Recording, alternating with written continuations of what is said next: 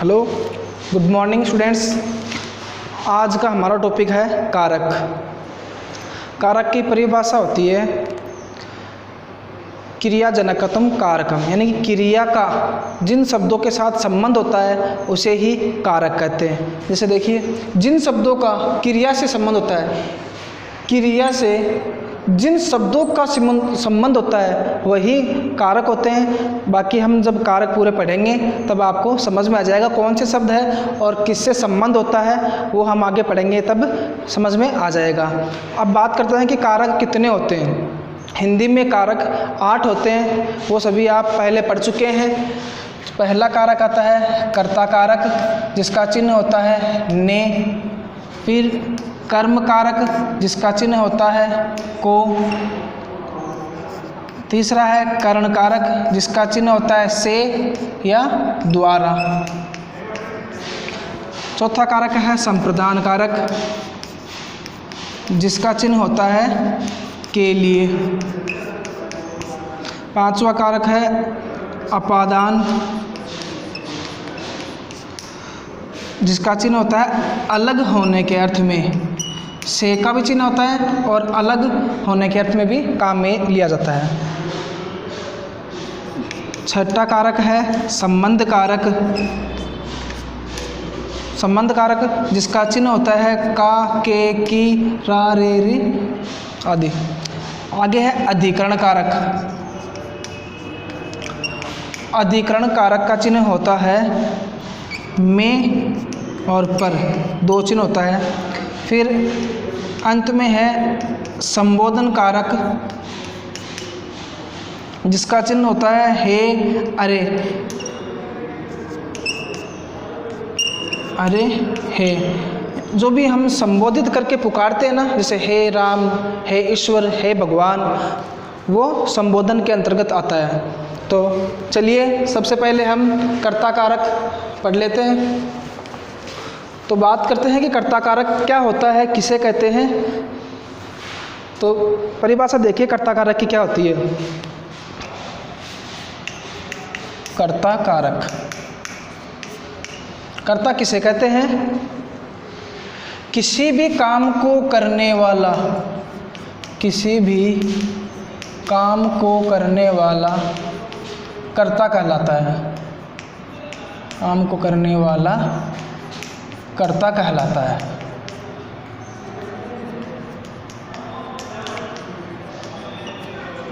अब देखिए, कोई भी काम करने वाला है, जो काम जो व्यक्ति कर रहा है वही कर्ता होता है। जैसे राम ने पुस्तक पढ़ी, राम ने पुस्तक पढ़ी। अब यहाँ काम कौन कर रहा है? पुस्तक कौन पढ़ रहा है? पुस्तक राम पढ़ रहा है, इसलिए इसमें कारक राम में कर्ता कारक हो जाएगा। अब एक बात देखिए, ने चिन्ह आ रहा है तो कर्ता कारक का चिन्ह होता है ने। आप सब जानते हैं कर्ता कारक का चिन्ह ने होता है, लेकिन जो अकर्मक धातु होती है, अकर्मक क्रिया होती है, अकर्मक क्रिया होती है, उसमें ने चिन्ह लुप्त हो जाता है, ने चिन्ह दिखाई नहीं देता है। जैसे कोई एग्जाम्पल देखते हैं, राम पढ़ता है। हमारा उदाहरण है राम पढ़ता है। अब ये अकर्मक क्रिया है, इसमें कर्ता आ गया, क्रिया आ गई, लेकिन ने चिन्ह नहीं आया। हालांकि कारक इसमें कर्ता कारक ही है, लेकिन ने चिन्ह लुप्त है क्योंकि ये अकर्मक क्रिया है, इसलिए। तो ये हमारा कर्ता कारक हो गया। एक बार फिर से देख लीजिए, किसी भी काम को करने वाला कर्ता कहलाता है और कर्ता में ने का चिन्ह होता है और अकर्मक क्रिया में ने चिन्ह लुप्त हो जाता है, जो दिखाई नहीं देता है। आगे दूसरा कारक है कर्म कारक। कर्म कारक का चिन्ह होता है को। कर्म कारक का चिन्ह होता है को चिन्ह, ये इसका चिन्ह होता है को। तो कर्म कारक किसे कहते हैं? कर्ता कारक की बात कर ली, किसी भी काम को करने वाला कर्ता कहलाता है। और कर्म क्या होता है? जब कर्ता का फल कर्ता का फल क्रिया पर पड़ता है तो जिसके द्वारा जिससे फल पड़ता है वो कर्म कारक होता है। दूसरी भाषा में देखें तो कर्ता जिसको अधिक चाहता है उसे कर्म कारक कहते हैं। जैसे उदाहरण देखिए, पुलिस चोर को पीटता है।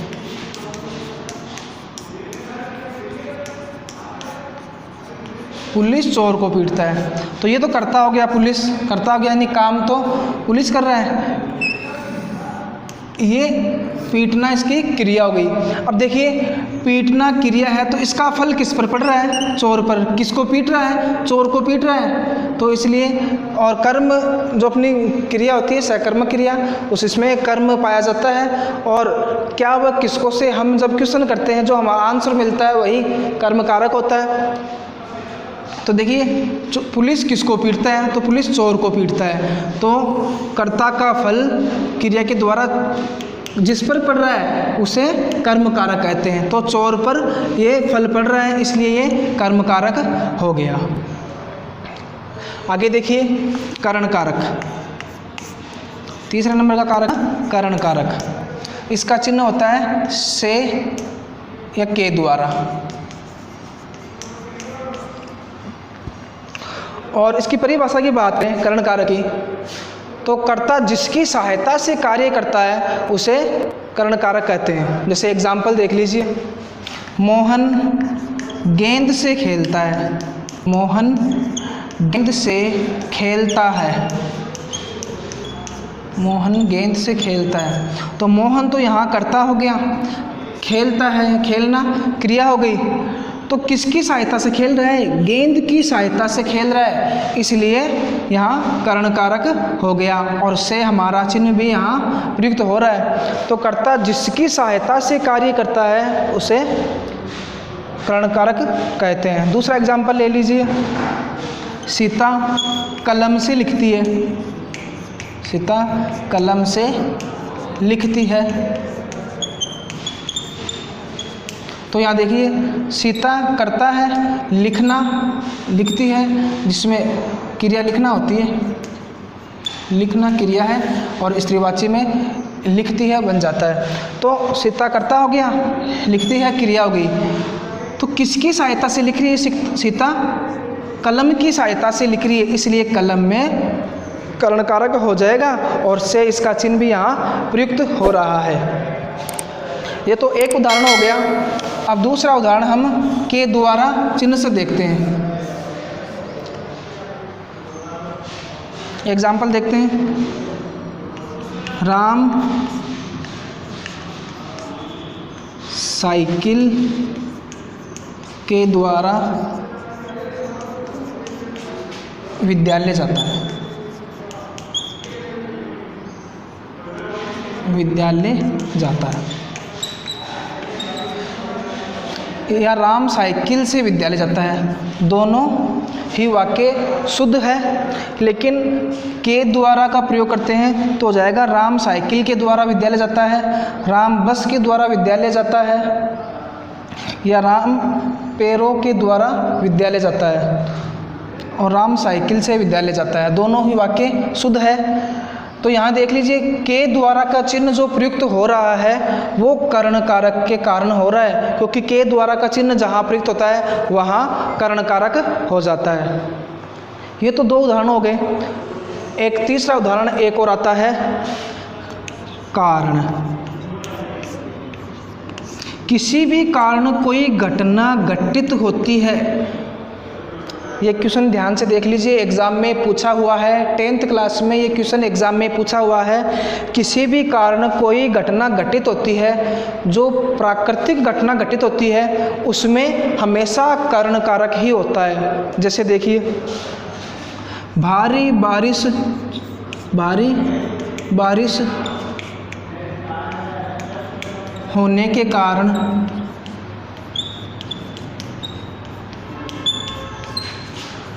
गांव डूब गया।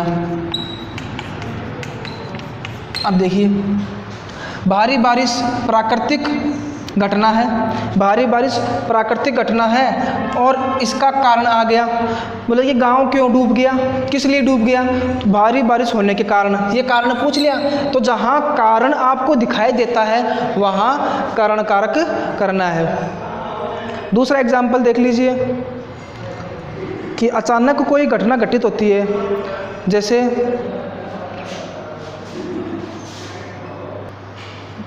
हाँ आगे देखिए, अगला उदाहरण लिखते हैं कि भूकंप आने पर कई गांव तबाह हो गए। भूकंप आने पर, अब देखिए आपको यहाँ पर चिन्ह दिखाई दे रहा है, लेकिन और पर चिन्ह आता है अधिकरण कारक में, लेकिन यहाँ पर अधिकरण कारक नहीं होगा। क्यों नहीं होगा? क्योंकि यहाँ पर प्राकृतिक जो आपदाएं हैं या प्राकृतिक घटना घटित हो रही है और इसका कारण है। जैसे क्वेश्चन करते हैं हम कि गांव तबाह क्यों हो गए, भूकंप आने के कारण। तो आंसर निकाल कर देखिए आप कि गांव तबाह क्यों हो गए, भूकंप आने के कारण। और मैंने आपको बताया था जहाँ कारण पूछता है, जहाँ कहीं भी आपको कारण दिखाई देता है या कोई प्राकृतिक घटना दिखाई देती है वहाँ पर कारण कारक होता है। ठीक है, आगे देखिए 3 कारक हो चुके हैं अपने। इसके बाद चौथा कारक आता है संप्रदान कारक। संप्रदान कारक का चिन्ह होता है के लिए। संप्रदान कारक इसका चिन्ह होता है के लिए और इसकी डेफिनेशन होती है कर्ता। संप्रदान कारक इसकी डेफिनेशन है कर्ता जिसके लिए कुछ दान करता है या देता है। कर्ता जिसके लिए कुछ दान करता है या देता है वहाँ पर संप्रदान कारक होता है। दान करने का मतलब यहाँ पर देने से है। दूसरी भाषा में यदि इसकी डेफिनेशन देखें तो देने के अर्थ में संप्रदान कारक होता है। देने के अर्थ में संप्रदान कारक होता है। जैसे राजा भिखारी को धन देता है, राजा भिखारी को धन देता है। अब यहाँ देख लीजिए, देने के अर्थ में कोई भी वाक्य आ जाए वहाँ पर संप्रदान कारक हो जाएगा। राजा भिखारी को धन दे रहा है तो यहाँ पर देने का अर्थ बोध हो रहा है, इसलिए यहाँ संप्रदान कारक हो जाएगा। इसी प्रकार बहुत सारे एग्जाम्पल मिल जाएंगे आपको, लेकिन वहाँ पर देने का बोध होना चाहिए। और दूसरा है के लिए, चिन्ह के लिए। जैसे एग्जाम्पल देखिए, पिता पुत्र के लिए, पिता पुत्र के लिए साइकिल लाया। पिता पुत्र के लिए साइकिल लाया। साइकिल किसके लिए लाया? पुत्र के लिए। तो यहाँ हमारा जो संप्रदान का चिन्ह है के लिए, ये चिन्ह प्रयुक्त हो रहा है, इसलिए यहाँ पर संप्रदान कारक हो जाएगा। पिता किसके लिए साइकिल लाया? पुत्र के लिए साइकिल लाया। जिसके लिए कोई कार्य होता है वहाँ पर संप्रदान कारक होता है। तो ये तो 2 बात हो गई। एक तीसरा क्वेश्चन और आता है इसके अंदर, ये भी एग्ज़ाम में पूछा हुआ है, क्योंकि इसके अंदर हमें चिन्ह ही भी दिखाई नहीं देगा और देने का अर्थ भी बोध नहीं होगा, लेकिन जो चिन्ह है वो लुप्त है, उसे हमें ढूंढना है। जैसे एग्जाम्पल देखिए, राधा कपड़े खरीदने बाजार गई।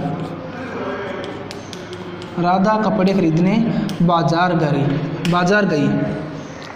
अब देख लीजिए, इस वाक्य में कोई भी चिन्ह दिखाई नहीं दे रहा आपको। राधा कपड़े खरीदने बाजार गई, यहाँ कोई भी चिन्ह दिखाई नहीं दे रहा, न ही आपको देने का बोध हो रहा है इसमें। लेकिन जब ये वाक्य पढ़ कर के हम इससे कुछ क्वेश्चन बनाएंगे, एक क्वेश्चन बनाएंगे, हमें उस क्वेश्चन का उत्तर मिल जाएगा। और के लिए अर्थ जहाँ पर लुप्त है, हालांकि इसके अंदर आपको मिल जाएगा लेकिन उसको ढूंढना पड़ेगा, वो लुप्त है। जैसे क्वेश्चन बनाकर देखिए, राधा कपड़े खरीदने बाजार गई। राधा किस लिए बाजार गई? कपड़े खरीदने के लिए। राधा कपड़े खरीदने के लिए बाजार गई। ये देखिए, अब के लिए जो चिन्ह है इसका बोध हो रहा है क्वेश्चन करने पर। राधा बाजार क्यों गई? कपड़े खरीदने के लिए। तो जहाँ पर भी के लिए चिन्ह है का बोध हो, जो हमें दिखाई दे या नहीं भी दिखाई दे, तो हमें उससे एक क्वेश्चन बनाना है। और क्वेश्चन से हमें यदि आंसर के लिए में मिल जाता है तो वहाँ संप्रदान कारक होता है। तो यहाँ हमें क्वेश्चन से आंसर मिल गया कि राधा कपड़े खरीदने के लिए बाजार गई, इसलिए इसमें संप्रदान कारक हो जाएगा। आगे देखिए, 4 कारक हो चुके हैं। अगला 5वां कारक है अपादान कारक। अपादान कारक का चिन्ह होता है अलग होने के अर्थ में, और से या अलग, 2 चिन्ह इसके काम में लेते हैं। अपादान कारक से चिन्ह भी होता है और अलग होने के अर्थ में वाक्य को पढ़कर पता चल जाता है कि क्या अलग हो रहा है, किससे अलग हो रहा है। जिससे अलग होता है वहाँ अपादान कारक होता है। इसकी परिभाषा भी यही है कि जिससे अलग होने का अर्थ का बोध हो वहाँ अपादान कारक होता है, या अलग होने के अर्थ में अपादान कारक का प्रयोग किया जाता है। जैसे देखिए, पेड़ से पत्ता गिरता है। पेड़ से पत्ता गिरता है। अब यहाँ देख लीजिए, पेड़ तो अपना कर्ता हो गया, गिरना क्रिया हो गई, लेकिन से का चिन्ह भी आ रहा है। से का चिन्ह करण कारक में भी आता है, लेकिन पत्ता पेड़ से अलग हो रहा है, और अलग होने का बोध जहाँ होता है वहाँ अपादान कारक होता है। पेड़ से पत्ता अलग हो रहा है, अलग होने का बोध होते ही अपादान कारक हो जाएगा। आगे दूसरा एग्जाम्पल देख लीजिए, दौड़ते हुए घोड़े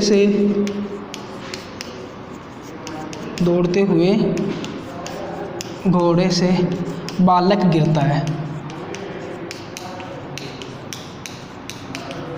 तो यहाँ देखिए आप, दौड़ते हुए घोड़े से बालक गिर रहा है, तो बालक घोड़े से अलग हो रहा है, तो अलग होते ही वहाँ अपादान कारक हो जाएगा।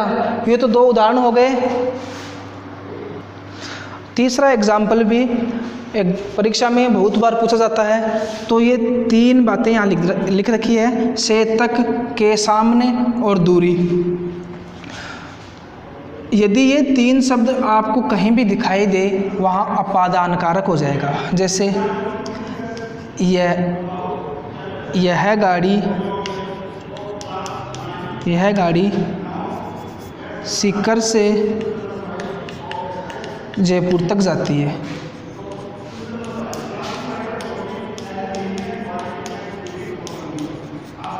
यह गाड़ी सीकर से जयपुर तक जाती है। तो यहाँ पर से और तक शब्द का बोध हो रहा है, इसलिए यहाँ अपादान कारक हो जाएगा। यदि दूरी के लिए आए कि सीकर से जयपुर तक की दूरी लगभग 120 किलोमीटर है, तो दूरी के लिए भी यदि कोई प्रश्न पूछा जाता है वहाँ भी अपादान कारक होता है। और एक शब्द है के सामने, जैसे विद्यालय के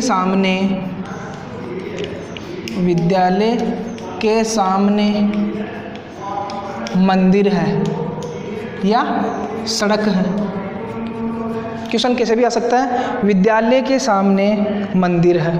तो यहाँ पर के सामने जो शब्द दिखाई दे रहा है, तो इस शब्द के कारण इसमें अपादान कारक हो जाएगा। विद्यालय के सामने मंदिर है, या एग्जाम में एग्जाम्पल कैसे भी घुमाकर पूछ सकता है, लेकिन शब्द आपको यही मिलेंगे कि विद्यालय के सामने सड़क है या विद्यालय के सामने मस्जिद है। और एक एग्जाम्पल यह गाड़ी सीकर से जयपुर तक जाती है, तो से और तक, दूरी, के सामने, से, तक, ये 3 चीज़ें आपको कहीं भी पूछता है तो वहाँ अपादान कारक हो जाएगा। तो अपादान कारक में भी 3 प्रकार के उदाहरण पूछे जाते हैं। पहला अलग होने के अर्थ में, दूसरा से तक के सामने और दूरी इनसे होते हुए, और तीसरा से का चिन्ह तो आता है लेकिन उसमें गिरने अलग होने का बोध होना चाहिए, अलग होने का बोध होते ही वहाँ अपादान कारक हो जाएगा। आगे छठे नंबर पर अपना कारक आता है संबंध कारक। संबंध कारक, और इसका चिन्ह का, के, की, इस तरह के चिन्ह आपको दिखाई देंगे। तो देखिए संबंध से ही पता चल रहा है कि एक शब्द का दूसरे शब्द के साथ में संबंध होना चाहिए। जैसे उदाहरण देखते हैं, सीता राम की पत्नी है। अब देख लीजिए, सीता और राम का संबंध दिखाई दे रहा है, का, के, की में की का चिन्ह भी आ रहा है, और पत्नी इसका, इनका रिश्ता है, तो ये संबंध है। तो इसलिए जहाँ पर संबंध दिखाई दे रहा है वहाँ संबंध कारक हो जाएगा। एग्जाम्पल कैसे भी पूछ सकते हैं कि विमला का पति, कोई भी एग्जाम्पल हो सकता है कि विमला का पति राम है, या सीता राम की पत्नी है, या राम की पत्नी सीता है, राजा दशरथ का पुत्र राम है, या राम के पिता राजा दशरथ थे। क्वेश्चन को कैसे भी घुमा सकता है, या दशरथ का पुत्र राम था,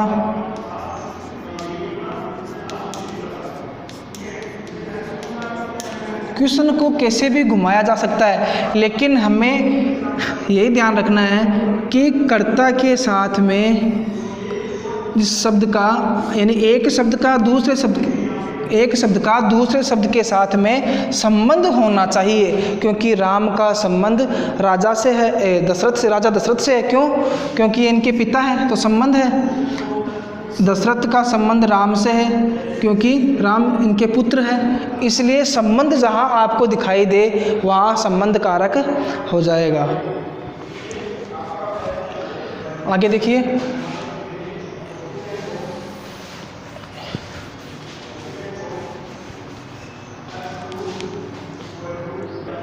हाँ आगे देखिए, कोई भी वस्तु जिस जगह की प्रसिद्ध होती है, यानी कि वो वस्तु उस जगह के नाम से यदि जानी जाती है, वहाँ भी संबंध कारक होता है। जैसे पिछले साल या 2 साल पहले ये क्वेश्चन एग्ज़ाम में पूछा जा चुका है कि यह रजाई जयपुर की है,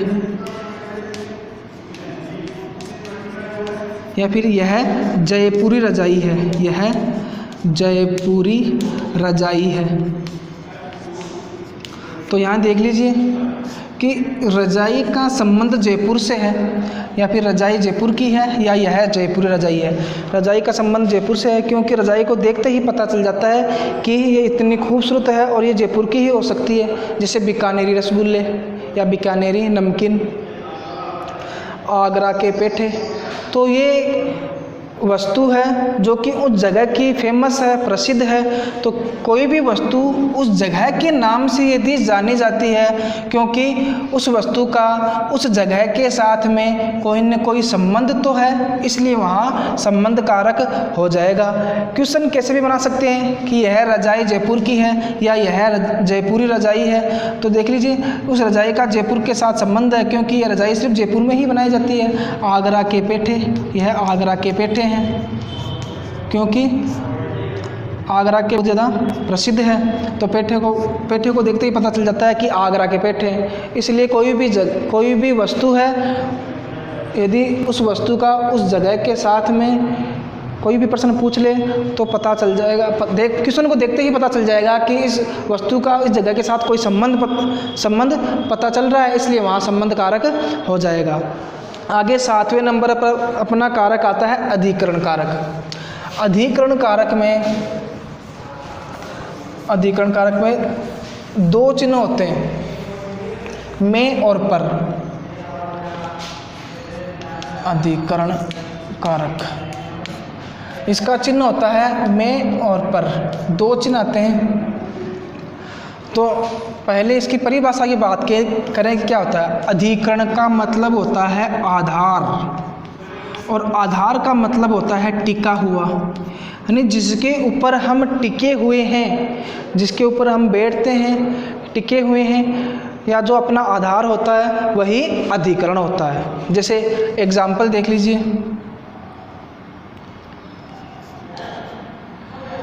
पेड़ पर पक्षी बैठा है, पेड़ पर पक्षी बैठा है, तो यहाँ देख लीजिए पक्षी कहाँ बैठा है, पेड़ पर बैठा है, तो पेड़ पक्षी का आधार हो गया, क्योंकि पक्षी पेड़ के ऊपर टिका हुआ है, ये इसका आधार हो गया, इसलिए इसमें अधिकरण कारक हो जाएगा। कक्षा में छात्र बैठे हैं, कक्षा में छात्र बैठे हैं, छात्र कहाँ बैठे हैं, कक्षा में बैठे हैं, क्योंकि छात्र का आधार कक्षा है, वह कक्षा में बैठे हैं, इसलिए यहाँ पर भी अधिकरण कारक हो जाएगा। और यहाँ पर और में दोनों चिन्ह ही प्रयुक्त हो रहे हैं, इसलिए इनमें अधिकरण कारक हो जाएगा। मैंने पहले ही बताया था चिन्ह इतना मायने नहीं रखता, क्वेश्चन को देखकर समझ लीजिए, पहले समझने पर ही पता चलेगा कि इसमें कौन सा कारक है, क्योंकि कई बार चिन्ह आ जाता है कोई, लेकिन उसका कारण कोई और होता है।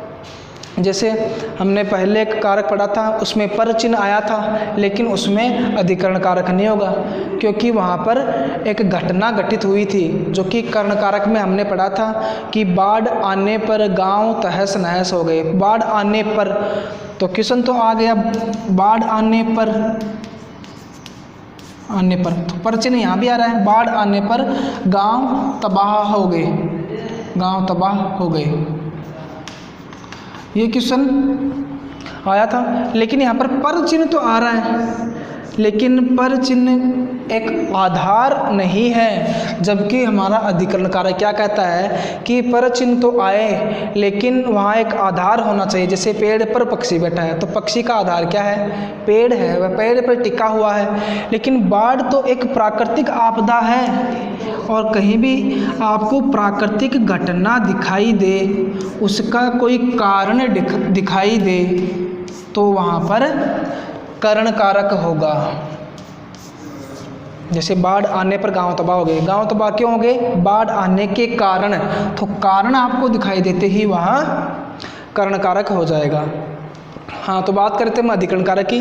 अधिकरण कारक में और पर का चिन्ह आता है, और इन दोनों में एक चीज़ कॉमन है, वो क्या है कि ये इनका एक आधार होगा, क्योंकि ये कहीं पर टिका हुआ होगा। जैसे पेड़ पर पक्षी बैठा है, तो पक्षी का आधार पेड़ हो गया, और कक्षा में छात्र बैठे हैं, क्योंकि छात्रों का आधार कक्षा हो गया।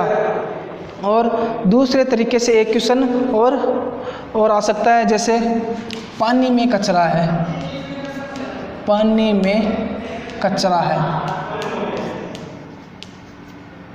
तो यहाँ देखिए पानी में का चिन्ह आ रहा है, तो में का चिन्ह आते ही आपको अधिकरण कारक तो करना है, लेकिन में का चिन्ह अंदर से होना चाहिए।